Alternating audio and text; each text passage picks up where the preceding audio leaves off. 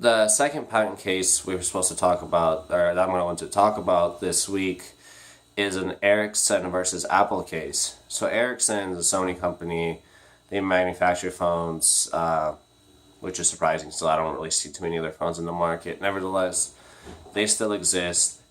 They have tons of patents. They have roughly 37,000 patents around the world, including 27,000 patents in the U.S. But in this question, in this case, they filed a lawsuit against Apple claiming that they're infringing on 41 of their patents.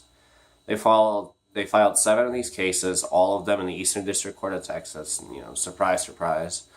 But all these kind of technologies mostly dealt with wireless connectivity. So you have 2G, 3G, 4G, LTE stuff, even like 5G technology that they want to work on that's potentially patented in there.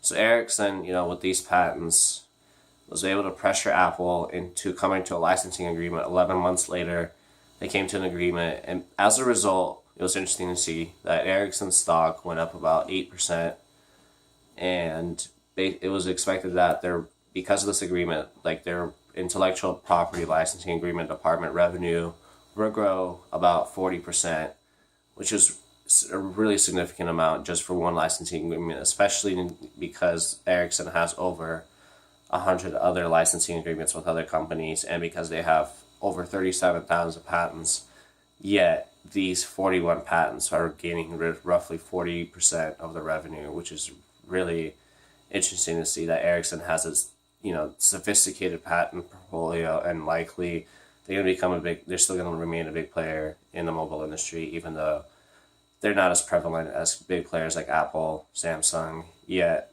because of these patents that are super valuable, they're going to want to remain. And that was really interesting for me to see, because I thought Ericsson is going away, because this is a company I grew up with when I was in Europe, but it's interesting to see them still exist.